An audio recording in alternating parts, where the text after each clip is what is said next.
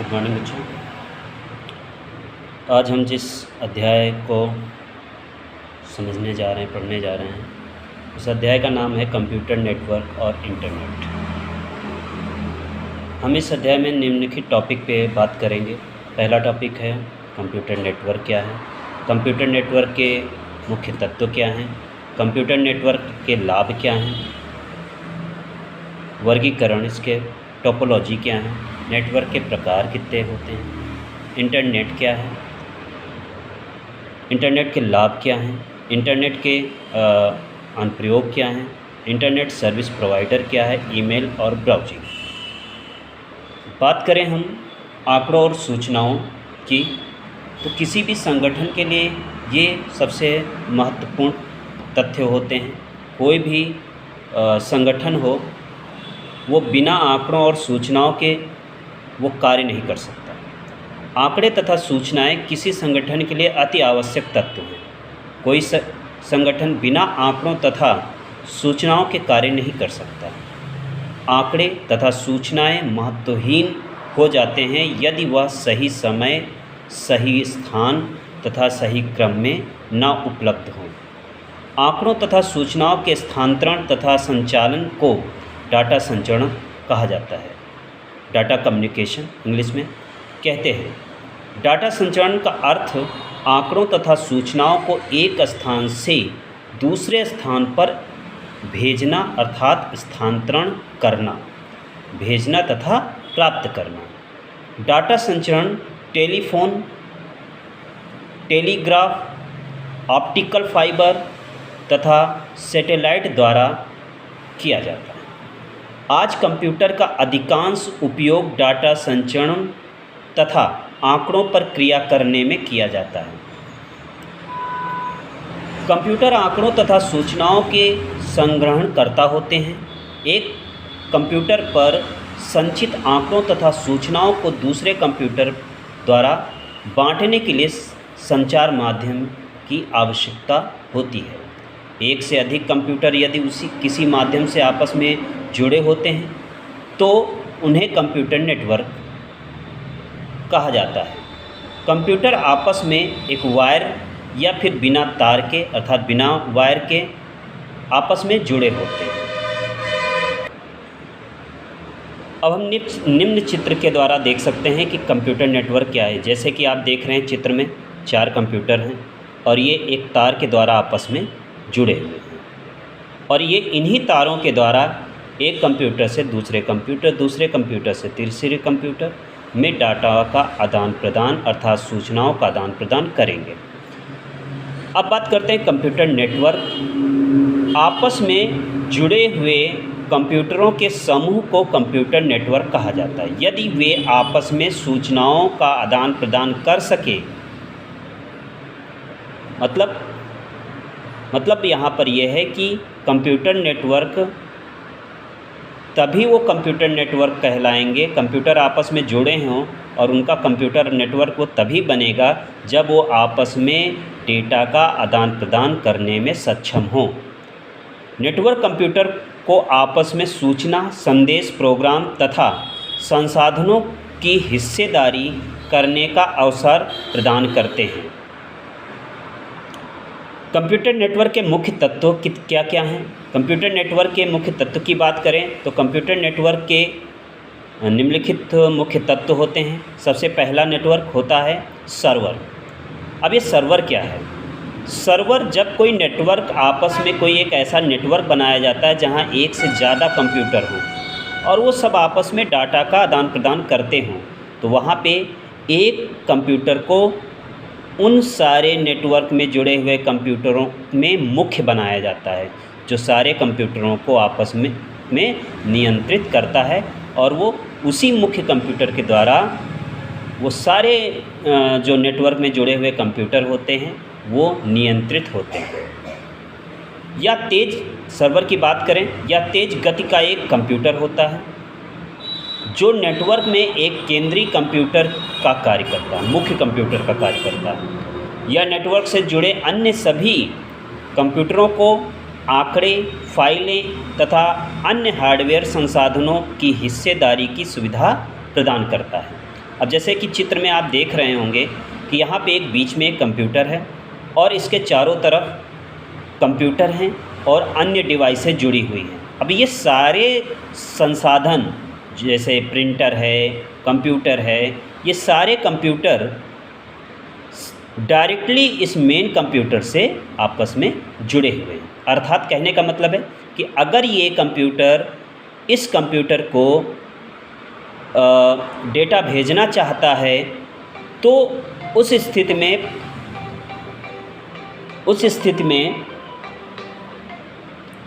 में इस कंप्यूटर को पहले सर्वर को डेटा भेजना पड़ेगा, फिर सर्वर से उस नेटवर्क में जाएगा।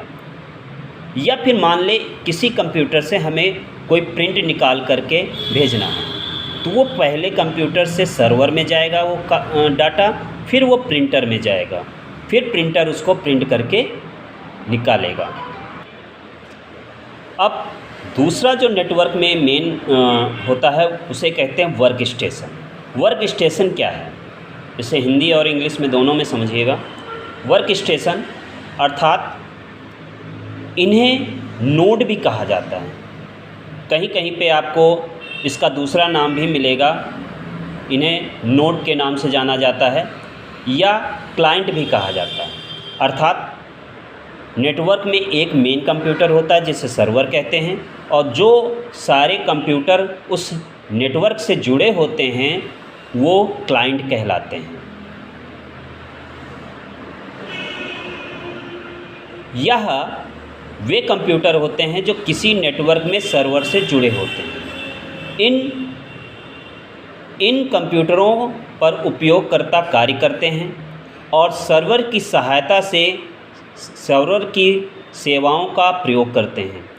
वर्क स्टेशन कंप्यूटर के द्वारा आप सर्वर के आंकड़ों तथा सूचनाओं में हिस्सेदारी कर सकते हैं। अब तीसरी बात करते हैं माध्यम की, जिसको मीडियम कहेंगे। माध्यम अर्थात मीडियम वह तरीका है जिसके द्वारा नेटवर्क के कंप्यूटर आपस में कनेक्ट होते हैं अर्थात जुड़ते हैं तथा जिनके द्वारा आंकड़ों तथा सूचनाओं का संचरण होता है। उदाहरण के लिए केबल, तार, सैटेलाइट आदि। चौथा होता है नेटवर्क इंटरफेस कार्ड, जिसको शॉर्ट में NIC बोलते हैं। ये एग्ज़ाम में आपको फुल फॉर्म में भी आ सकता है कि NIC का फुल फॉर्म क्या होता है, तो आप वहाँ पे नेटवर्क इंटरफेस कार्ड लिखेंगे। इसका उपयोग क्या है? इसका उपयोग किसी केबल को कंप्यूटर से जोड़ने के लिए, जैसा कि हमने आपने पहले पढ़ा कि एक कंप्यूटर से दूसरे कंप्यूटर को जोड़ने के लिए एक वायर की ज़रूरत होगी तार के द्वारा, मगर तार कंप्यूटर के अंदर लगेगा कहाँ? वो तार इस कार्ड में लगता है और ये कार्ड कंप्यूटर के अंदर लगाया जाता है। अर्थात कंप्यूटर से ये कार्ड जुड़ेगा और फिर इस कार्ड से वो वायर जुड़ेगा जो दूसरे कंप्यूटर को जोड़ता है। नेक्स्ट पांचवा जो तथ्य है वो है हब। अब ये हब क्या है? इसका उपयोग नेटवर्क में अलग अलग कंप्यूटर के तारों को एक साझा बिंदु में जोड़ने के लिए किया जाता है। यह एक आयताकार बॉक्स होता है जिसमें कई पोर्ट होते हैं जिन पर केबल जुड़ी होती है। अब आप इसे यूँ समझें कि सर्वर तो एक ही है और उस नेटवर्क में सर्वर के अलावा आपके 10-12 या इससे अधिक भी आपके क्लाइंट अर्थात कंप्यूटर हैं जो सर्वर से जुड़े हुए हैं। अब NIC कार्ड में एक ही वायर जुड़ेगा, अर्थात अगर NIC कार्ड को देखें तो इसमें एक ही क्लाइंट को जोड़ा जा सकता है सर्वर। अब ये NIC कार्ड सर्वर में लगा है और अब सर्वर से एक ही कंप्यूटर इस कार्ड के द्वारा जोड़ा जा सकता है। बाकी अब कैसे जुड़ेंगे? तो उस स्थिति में हम एक हब का प्रयोग करते हैं। उस हब में बहुत सारे पॉइंट बने होते हैं जो उस हब से उन सारे क्लाइंटों को जोड़ेंगे। फिर उस हब को इस NIC कार्ड सर्वर के इस NIC कार्ड से जोड़ देंगे। इस स्थिति में पूरा नेटवर्क हमारा तैयार हो जाता है। छठा पॉइंट है मॉडेम। इसका उपयोग डिजिटल आंकड़ों को एनालॉग और एनालॉग को डिजिटल में बदलने के लिए किया जाता है या टेलीफोन लाइन से कंप्यूटर को जोड़ने में उपयोग किया जाता है। अब जैसा कि आपने पढ़ा होगा कि एनालॉग तरंगें क्या होती हैं, डिजिटल तरंगें क्या होती हैं, क्योंकि जो पल्स करंट में होता है वो आपका डिजिटल होगा, मगर जो भौतिक राशियाँ होंगी जैसे ध्वनि, ये आपका एनालॉग होगा। अब कंप्यूटर में जब हमारा डाटा होता है तो वो डिजिट में होता है, ये आप सभी को पता है। फिर वो डिजिट से अर्थात डिजिटल से एक जगह से दूसरी जगह अगर हम बिना वायर के डेटा का प्रसारण करते हैं तो उस स्थिति में वो एनालॉग के द्वारा ही एक जगह से दूसरी जगह संचरित होगा। उस स्थिति में जब वो जहां हम अपने डाटा को भेजेंगे वहां उस डाटा का डिजिटलकरण होना ज़रूरी है। तो उस स्थिति में उन तरंगों को डिजिटल से एनालॉग, एनालॉग से डिजिटल में कन्वर्ट करने के लिए हम मॉडेम का प्रयोग करते हैं। सातवां है प्रोटोकॉल। जैसा कि आप सभी जानते होंगे, प्रोटोकॉल एक अर्थात लॉ होता है। पूरे नेटवर्क में डाटा सही रूप से संचालित हो उसके लिए प्रोटोकॉल होना ज़रूरी है। प्रोटोकॉल नेटवर्क को सुचारू रूप से चलाने के लिए कुछ नियम बनाए गए हैं और उन नियमों का पालन करना पड़ता है, ज़रूरी है।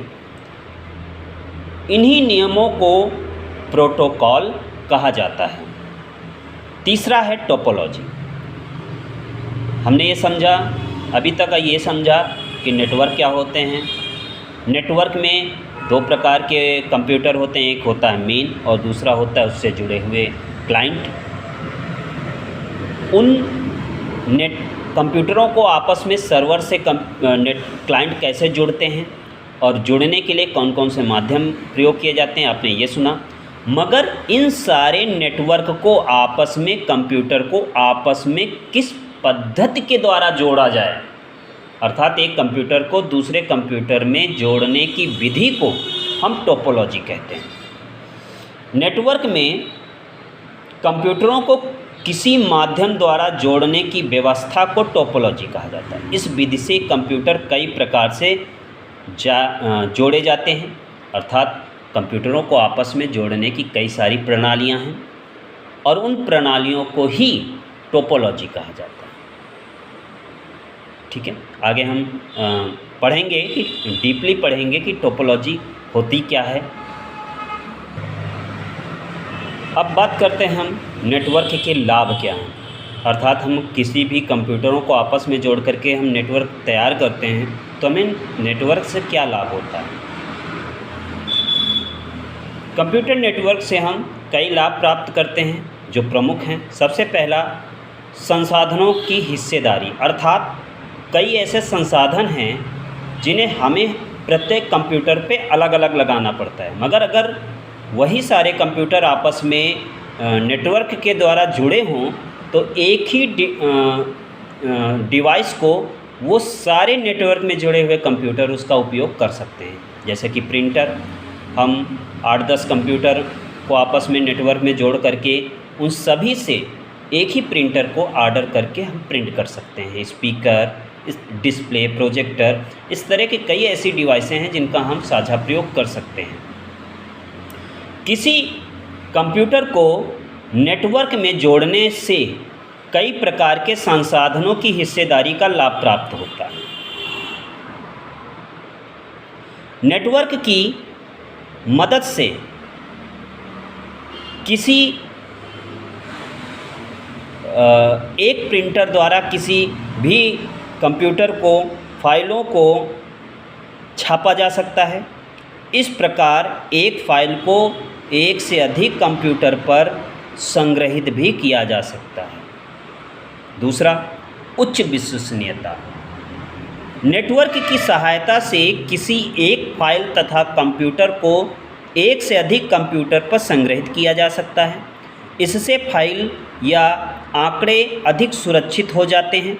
यदि एक कंप्यूटर खराब हो जाता है तो दूसरे कंप्यूटर से वे फाइलें तथा आंकड़े प्राप्त हो जाते हैं।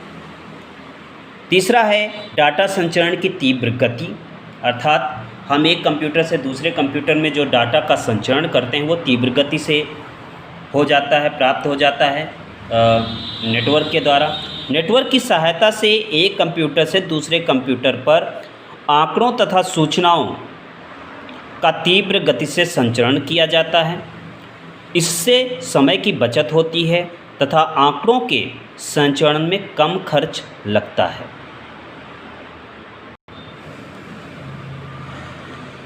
सामूहिक संदेश की बात अर्थात हम ग्रुप में संदेशों को भेज सकते हैं नेटवर्क के द्वारा।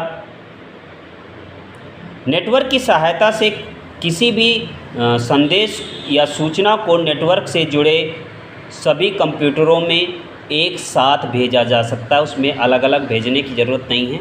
एक ही संदेश एक साथ कई सारे कंप्यूटरों को हम भेज सकते हैं। जैसे कि आप एक ही मेल को कई सारे मेल एड्रेस पे अलग अलग एक ही साथ भेज सकते हैं।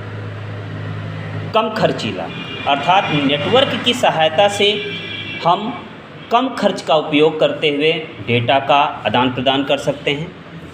लो कॉस्ट होता है। कंप्यूटर के उपलब्ध संसाधनों में हिस्सेदारी से नेटवर्क कम खर्चीला पड़ता है।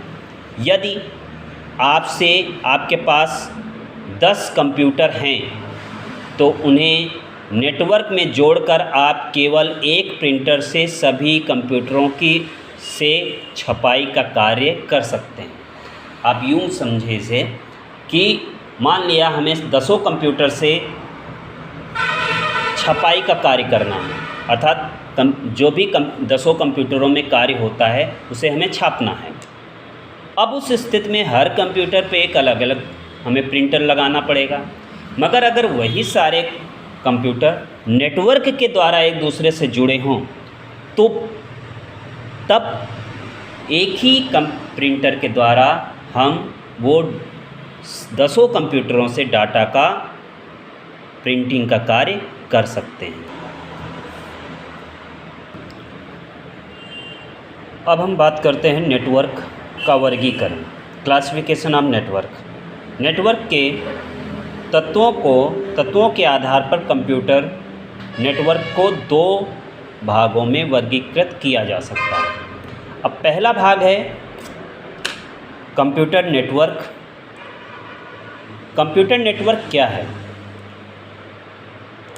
ये सर्वर आधारित नेटवर्क होता है।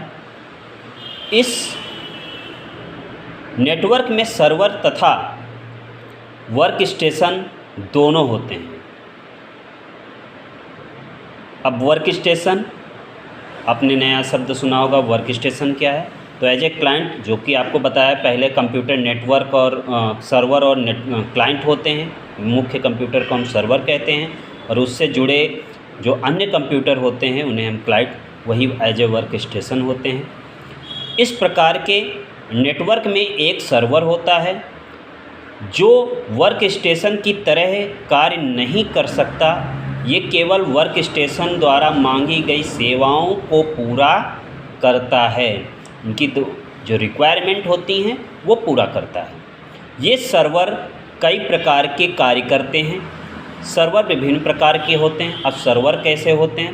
पहला होता है फाइल सर्वर, अर्थात ये सर्वर फाइलों को प्रतिबंधित करता है और वर्क स्टेशन के कंप्यूटर द्वारा फाइल से संबंधित सेवाओं को उपलब्ध करता है उनके मांगने पर। प्रिंट सर्वर क्या होता है? ये सर्वर प्रिंटर से को प्रतिबंधित करता है, अर्थात वो प्रिंटर पर नियंत्रण रखता है। वर्क स्टेशन कंप्यूटर द्वारा दी गई छपाई संबंधित सेवाओं को उपलब्ध कराता है। तीसरा होता है मेल सर्वर, अर्थात इस प्रकार के सर्वर कंप्यूटर संदेशों को प्रतिबंधित करते हैं कि कंप्यूटर के किस उपयोगकर्ता को कब संदेश भेजना है, ये निश्चित करते हैं। अब आप इसे चित्र के द्वारा समझ सकते हैं। ये है आपका फाइल सर्वर और ये हैं आपके वर्क स्टेशन। अब ये फाइल सर्वर ये जो आपके वर्क स्टेशन हैं, इनकी मांगने पे जो फाइल ये मांगेंगे वो फाइल ये फाइल सर्वर इन क्लाइंट को, वर्क स्टेशन को, उनकी मांगी गई फाइल को वो उपलब्ध कराएगा।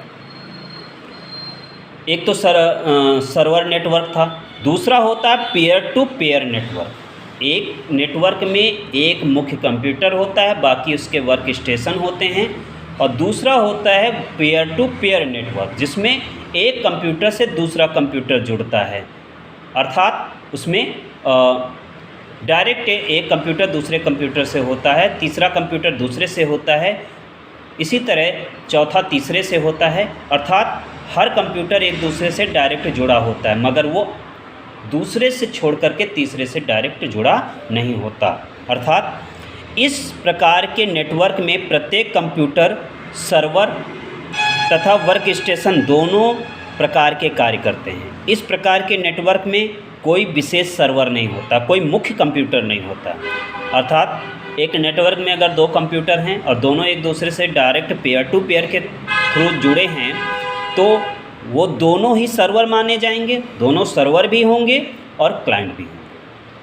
नेटवर्क के सभी कंप्यूटर सभी समान होते, इसमें कोई मुख्य नहीं होता, और इसलिए इन्हें पेयर कहा जाता है। इस प्रकार के नेटवर्क को वर्क ग्रुप भी कहा जाता है, अर्थात ये सब आपस में मिलके कार्य करते हैं। आप इस चित्र के द्वारा देख सकते हैं पेयर टू पेयर नेटवर्क। अब एक कंप्यूटर, 4 कंप्यूटर हैं आपके, ये कंप्यूटर इससे डायरेक्ट जुड़ा है, मगर ये इससे जुड़ा है, ये इससे जुड़ा है, और ये इससे जुड़ा है, ये इससे जुड़ा है। अर्थात ये दो सारे कंप्यूटर आपस में एक दूसरे से जो डायरेक्टली जुड़े हुए हैं। अब ये अगर एक दूसरे को डाटा प्रदान करेंगे तो डायरेक्ट ना तीसरे को बताए, सीधे डायरेक्ट टू डायरेक्ट डाटा को आदान प्रदान कर सकते हैं। मगर अगर यही जानकारी अगर हम सर्वर के थ्रू करते तो पहले इस कंप्यूटर को सर्वर को डाटा भेजना पड़ता, फिर सर्वर दूसरे कंप्यूटर को डाटा भेजता। मगर यहाँ पर ये डायरेक्टली आपस में एक दूसरे से बातचीत कर सकते हैं, अर्थात डेटा का आदान प्रदान कर सकते हैं। अब बात करते हैं नेटवर्क टोपोलॉजी। नेटवर्क टोपोलॉजी क्या है? जैसा कि मैंने पहले आपको बताया था कि कंप्यूटरों को आपस में जोड़ने की विधि को, उनको किस रूप में, किस विधि के द्वारा जोड़ा जाए, इस विधि को नेटवर्क टोपोलॉजी कहा जाता है। नेटवर्क में कंप्यूटरों को किसी माध्यम द्वारा जोड़ने की भौगोलिक व्यवस्था को टोपोलॉजी कहते हैं। नेटवर्क टोपोलॉजी कई प्रकार की हो सकती हैं। कुछ मुख्य टोपोलॉजी हैं, जैसा कि सबसे पहला जो नॉर्मल ज़्यादातर इस्तेमाल होने वाला है वो है बस टोपोलॉजी। अब बस टोपोलॉजी क्या है? ये सबसे सरल टोपोलॉजी है। इसमें सभी कंप्यूटर एक ही संचार माध्यम अर्थात एक ही केबल के द्वारा एक दूसरे से जुड़े होते हैं। इसमें एक मुख्य तार होता है और उस तार के द्वारा सारे कंप्यूटर आपस में एक दूसरे से जुड़े होते हैं। उसी संचार माध्यम अर्थात इसी तार के द्वारा ये एक दूसरे को डाटा प्रदान करेंगे और देंगे। इस प्रकार की टोपोलॉजी में आंकड़ों का संचार